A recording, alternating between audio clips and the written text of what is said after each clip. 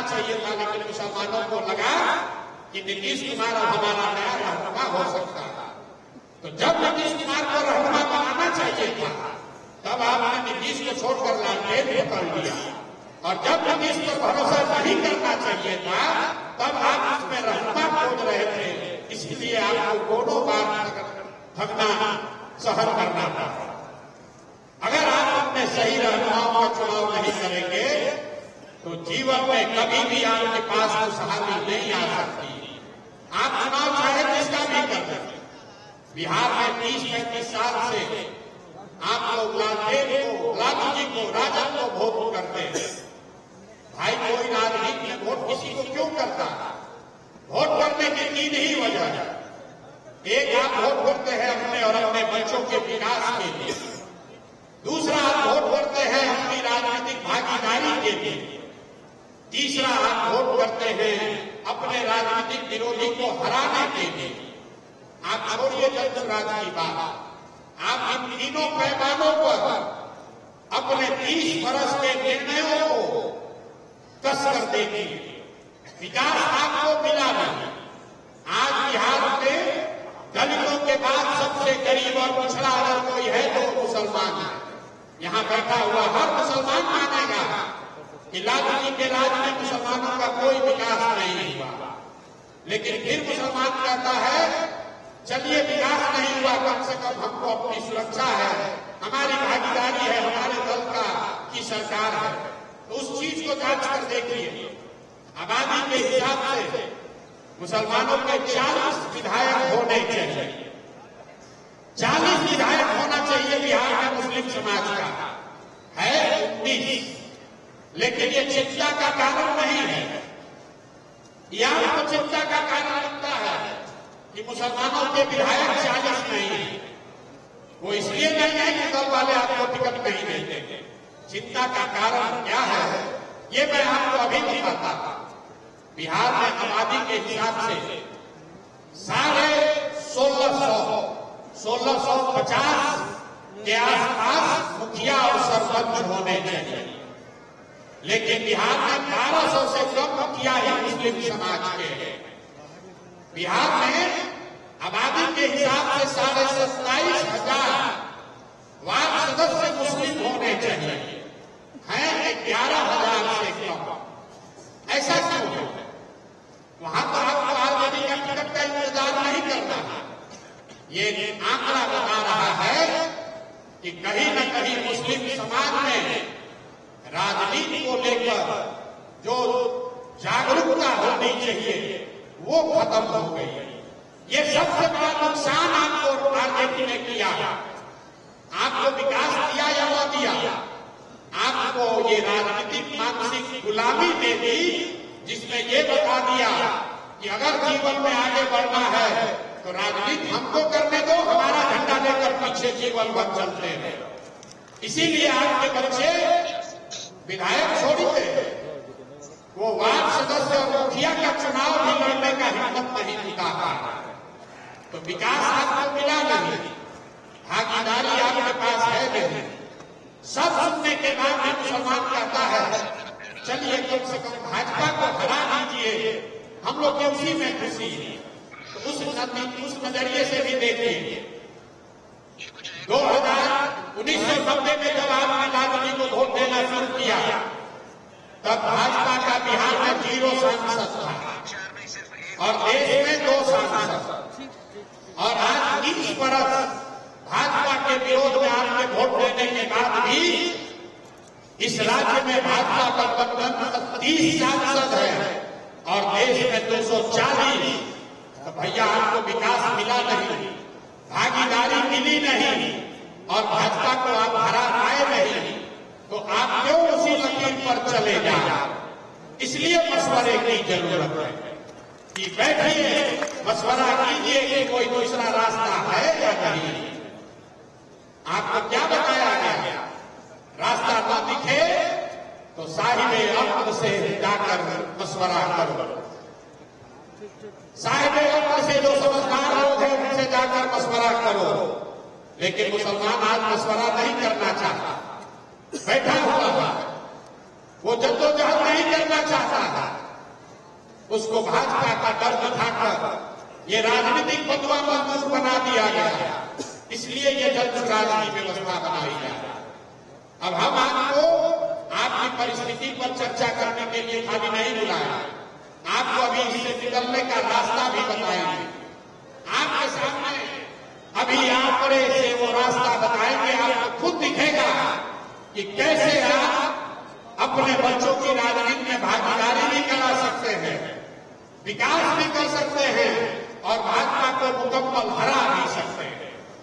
तो जिसको ये समझना है, अभी तक आप ये जानते हैं कि अगर भाजपा को हराना है तो एक वाई समीकरण चाहिए। यही आपको बताया गया है पिछले 30 साल में।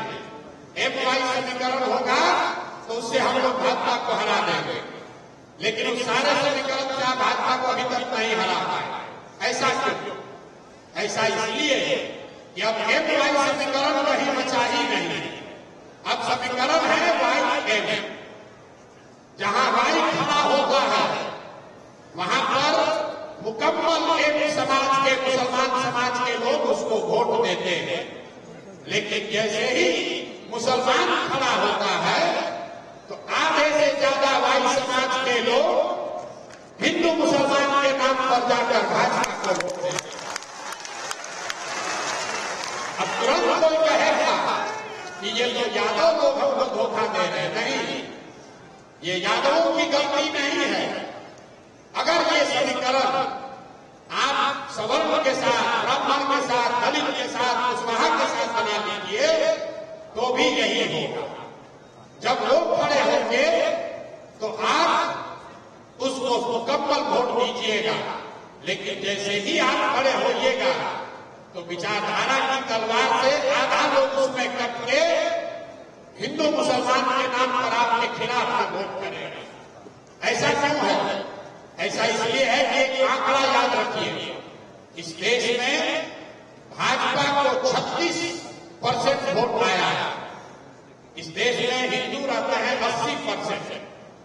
ध्यान से इसको सुनिए, 80% इस देश में हिंदू रहते हैं और भाजपा को 36-37% वोट आया है।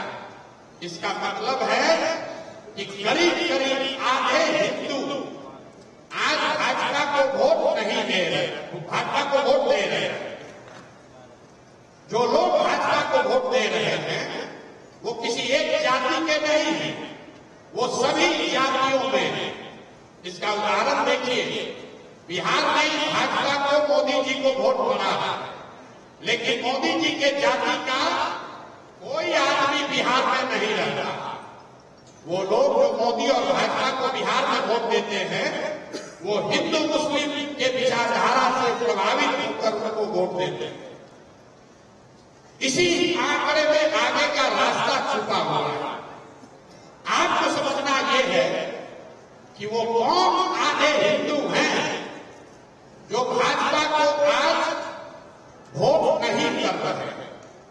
कभी कभी आप लोग उसको खोजने की कोशिश करते हैं तो किसी को वो यादव दिखता है, किसी को कुशवाहा दिखता है, किसी को दलित दिखता है। मैं आपको बता रहा हूं वो कौन हिंदू है जो भाजपा को वोट नहीं कर रहा। जो हिंदू गांधी जी की विचारधारा को मानने वाला है वो आज भाजपा के आज के विचारधारा से इत्तेफाक नहीं रखता। जो हिंदू अम्बेडकर, बाबा साहब अम्बेडकर की विचारधारा को मानने वाला है वो भी भाजपा को वोट नहीं करता। जो हिंदू कम्युनिस्ट विचारधारा को मानने वाला है वो हिंदू भी भाजपा को आज वोट नहीं करता। और जो लोग जयप्रकाश और लोहिया के समाजवाद को मानने वाले हैं वो भी भाजपा को वोट नहीं करते। तो इन विचारधारा के मानने वाले हिंदुओं को अगर आप इकट्ठा करें तो वो करीब करीब आधे हिंदू हुए। ये मशवरे की मजलिस है, राजनीति का मजलिस नहीं है। मुसलमानों को मशवरे की जरूरत क्या है, क्यों इस मजलिस की जरूरत है, इसको समझने की बात है। आखिर इस मजलिस को क्यों आहूत किया गया। हम तो गांव-गांव जाकर आपसे मिल ही रहे, फिर आपको इतना कष्ट देकर आपके गांव से, आपके शहर से वापस यहाँ क्यों बुलाया गया। ये इसलिए कि आज अगर किसी कौम को सबसे ज्यादा मशवरे की जरूरत है तो वो देश का, बिहार का मुसलमान है। ये बात हम खुद से नहीं कह रहे, ये पैगंबर साहब ने आपको बताया, जब आगे का रास्ता न दिखे, जब आगे का रास्ता न दिखे तो मशवरे में खैर है, मशवरे में खैर है। इसलिए आज आपको ये तकलीफ दी है, आपको यहां पर दावत दिया है, आपको बुलाया है। मुसलमानों को मशवरा इसलिए करना है कि आपके हदीस में जो बात आपको बताई गई, पैगंबर साहब के हवाले से जो बात बताई गई कि मुसलमानों की ये जिम्मेवारी है, सही मुस्लिम, सही बुखारी में ये आपकी जिम्मेवारी बताई गई, अपने बच्चों के साथ इंसाफ करने की।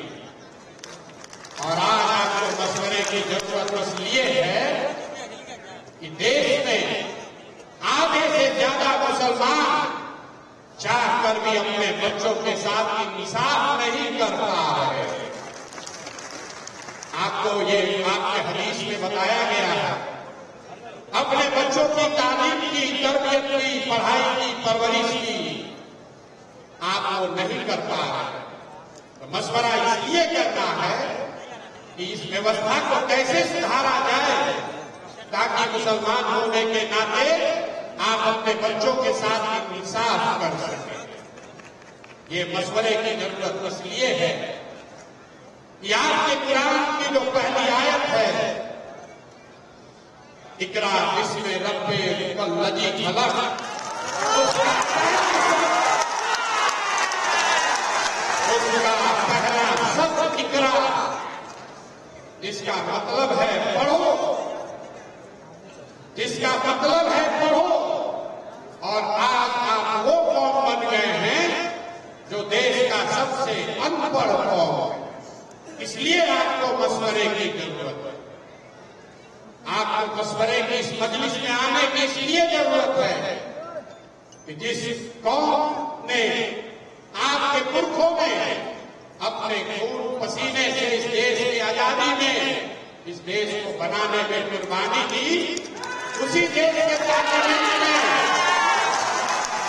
उसी देश के पार्लियामेंट से ऐसे कानून बनाए जा रहे हैं जिससे मुसलमानों का एक बड़ा वर्ग अपने आप को असहज महसूस कर रहा है। उसी पार्लियामेंट से सीएएनआरसी का कानून बन गया, उसी पार्लियामेंट से वक्फ बोर्ड की नई कहानी लिखने की कोशिश की जा रही है। For more of such videos, do like, share and subscribe to ET Now Swadesh.